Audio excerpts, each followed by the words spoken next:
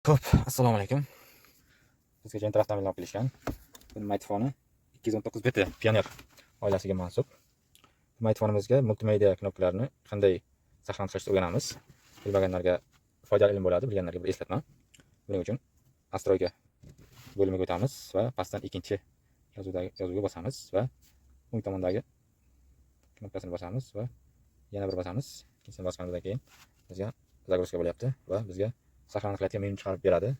Birinchi bo'lib qo'shiq o'tkazishda bosamiz. Bu tomondan knopkani pastga bosib turamiz. Saqlanib bo'ldi va qo'shiq orqaga. Ham saqlanib bo'ldi, xudo xolasa. Endi buni ovoz balandlashga buni tepasini bosib turamiz. Saqlanib bo'ldi, xudo xolasa. Ovoz pastlash. Bu tomondan ham ovoz pastlashni bosib turamiz. Xudo xolasa bu ovoz pastlashgacha saqlanib bo'ldi. Va mod knopkasi. Mod knopkasi displeyni o'chiradigan knopka hisoblanadi. Modni bosib turamiz o'zini. Bu tomonda xudo xolasa saqlanib bo'ldi. Va multi knopkasi, bezu knopkasiga ok.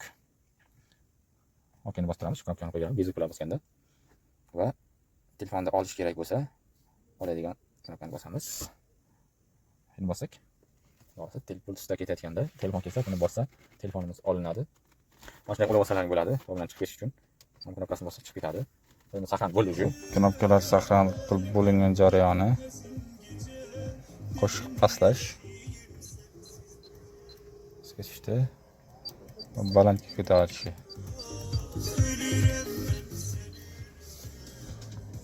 Qo'shiq oldiga o'tyapti va qo'shiq orqaga. Buni multi knopkasi bezu qiladi. Mana bu knopka telefonni olishga qo'ng'iroq kelganda, mana bu displeyni o'chirishga mode degan knopka. Bossak ekran o'chib turadi keraksiz payt. Bossak yana yonadi.